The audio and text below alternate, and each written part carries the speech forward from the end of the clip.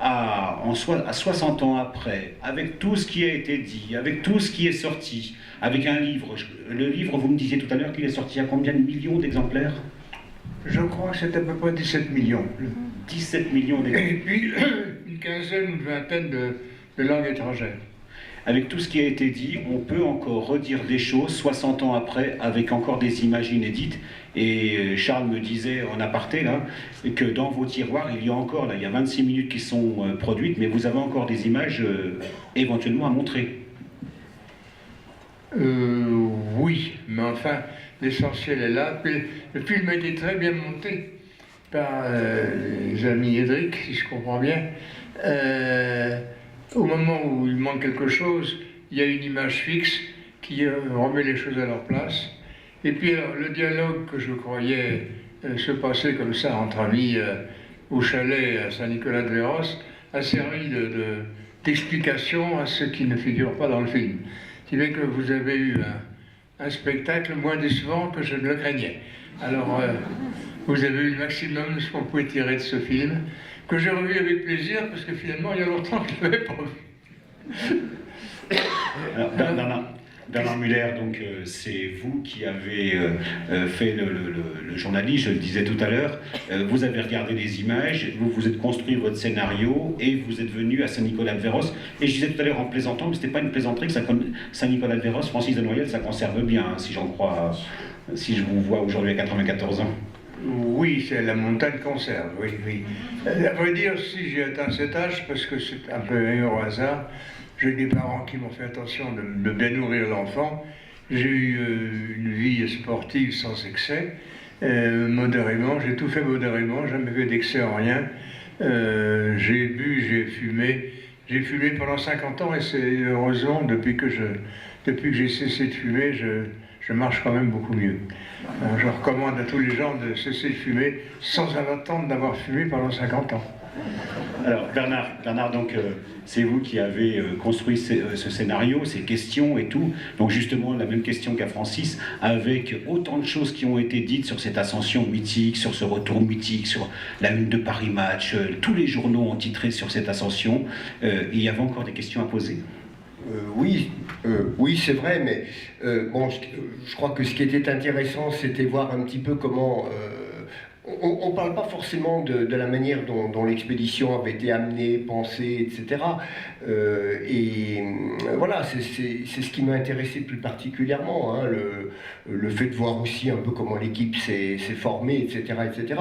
Après, je vais te dire une chose, il y a plein de propos... enfin, de choses que Francis a dit dans cette interview, qui sont tout à fait d'actualité encore. Hein.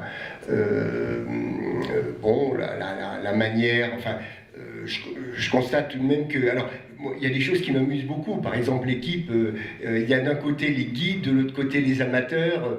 Voilà, c'est encore des choses que l'on peut encore entendre actuellement.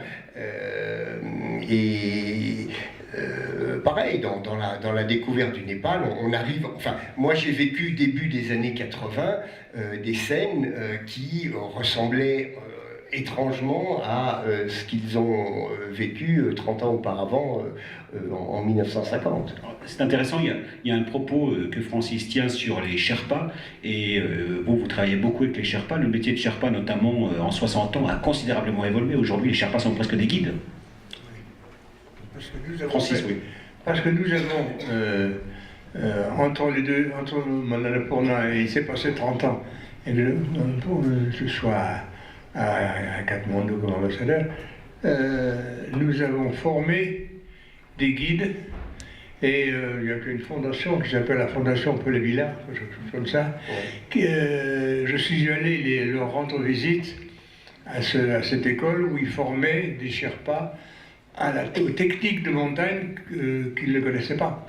Et c'est pas évident de savoir comment on fait un nœud, 2 nœuds, 3 nœuds correspondent à la tâche, à la recherche, à autre chose.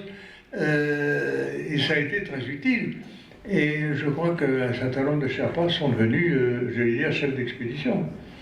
Alors, une chose que je voulais vous dire, c'est que Je ne sais plus, mais c'était certainement très important. Bernard sur le... En tous les cas, il y avait déjà à l'époque l'idée de partager les choses avec les Sherpas. C'est vrai, vous avez dit, les Sherpas n'étaient pas de simples serviteurs, c'était déjà des gens avec qui vous partagiez réellement l'ascension. Et à l'époque, effectivement, les Sherpas, donc ces gars qui venaient du pied de l'Everest, enfin de ces hautes vallées himalayennes, avaient déjà une importance considérable dans ce genre d'expédition. Je voulais savoir pour quelle raison en fait les Français avaient choisi Annapurna alors qu'aucun uni avait été gravi, l'Everest au Népal. Alors ça c'est Francis de Noyelles qui va répondre, parce qu'il assurait la coordination, donc il connaît bien le sujet. Je n'ai pas été étonné que les Népalais nous imposent le choix entre deux montagnes du Népal central, non pas de l'Everest, parce que tout le monde savait, y compris les gouvernements népalais, que les premiers efforts, et de nombreux, en direction de l'Everest, étaient quand même faits par les Anglais, qui ont perdu du monde, fait explorer, et ils avaient le droit, au fond, de terminer ce qu'ils avaient commencé. Ça nous a paru très normal. Alors, je voulais vous dire une chose quand même. On parlait de l'équivalence entre le professionnel et l'amateur. Oui et non. Je me souviens que j'étais sur le glacier est de l'Annapurna, dont on voit plusieurs images dans le film, et j'étais en train de discuter avec les camarades sur ce qu'on pouvait faire une fois qu'on était là, s'il fallait aller ailleurs. Il y avait derrière moi une crevasse de 2-3 mètres, une crevasse assez profonde. J'ai fait un pas en arrière, je croyais que Terray était devant. Mais moi, je perçois qu'il était devant, il était derrière moi, empêché que je tombe. Dans le réflexe immédiat du professionnel, je ne sais pas si un amateur l'aurait fait avec autant de talent et de rapidité. Merci Lionel Terray. Il m'a sauvé la vie. Alors, monsieur, vous aviez une question, puis alors préparez, levez la main, je vous vois. Alors, Jean Conrad, du Club du Mont Blanc. Alors, vous étiez donc dans une équipe exclusivement masculine. Et je voulais vous demander si vous avez probablement eu des moments psychologiquement difficiles à titre individuel ou à titre collectif. Comment ça se gère dans ces conditions? Sur les moments difficiles, alors... Les moments difficiles, s'il n'y avait pas de femmes dans l'expédition, il y en a eu ultérieurement. Il y a une expédition, 2 femmes.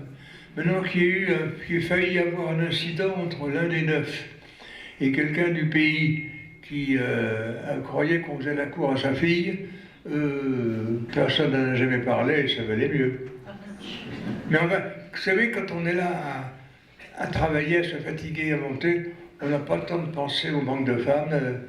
Bon, c'est pour ça que j'avais au retour prévu éventuellement une bringue quelque part dans la vallée, mais ça n'a pas été utile.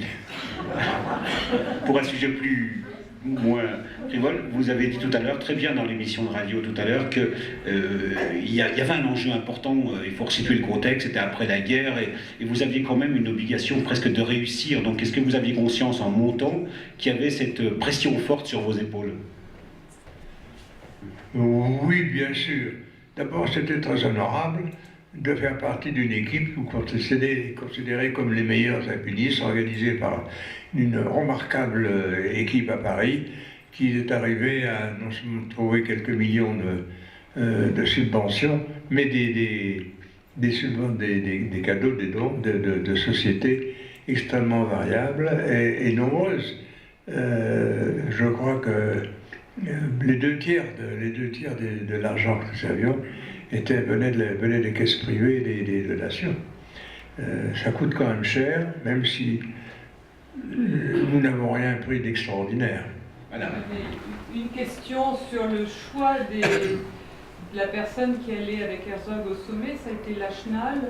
Comment ça s'est fait, puisqu'il y avait aussi Terré et Robuffa, et puis le retour avec les 2 blessés, dans les carnets du vertige, Lachenal a par moments l'impression d'être un peu abandonné en quelque sorte, enfin il n'est pas tous les jours choyé comme Satan à l'être. Comment ça s'est passé ce moment-là? Écoutez, moi j'étais 2000 mètres plus bas, et j'ai cru comprendre que Maurice avait prévu au moins 2 équipes. Il ne devait pas laisser le premier avec Lachenal, parce que Lachenal avait le génie de la montagne, mais c'était un professionnel et Je dirais, Maurice avait plus de culot, plus de courage peut-être, parce qu'il était non professionnel, tandis que Lachenal pensait à ses pieds, si je l'ai, sa carrière aurait été finie. Alors, il était plus hésitant que d'autres, et quoi qu'il arrive, c'était un excellent partenaire, et ils étaient contents de partir ensemble. Ce qui était prévu, c'est qu'au retour d'Herzog, la deuxième équipe, qui était composée de Terray, et je ne sais plus lequel des autres, l'équipe Terray devait monter en seconde. Seulement, la mousson était... Moi, je savais que la mousson arrivait, et il lançait sur la figure. Alors, il n'était pas question d'insister à quoi que ce soit, il fallait se sauver le plus vite. On a laissé sur place des tentes et du matériel, parce qu'on n'a pas fait autrement, on n'a pas pu le ramener, et il a fallu sauver la vie de tout le monde, et sur ce point-là, on a réussi, tout le monde est rentré, et il n'y a pas eu de blessés graves, sauf les deux grands blessés.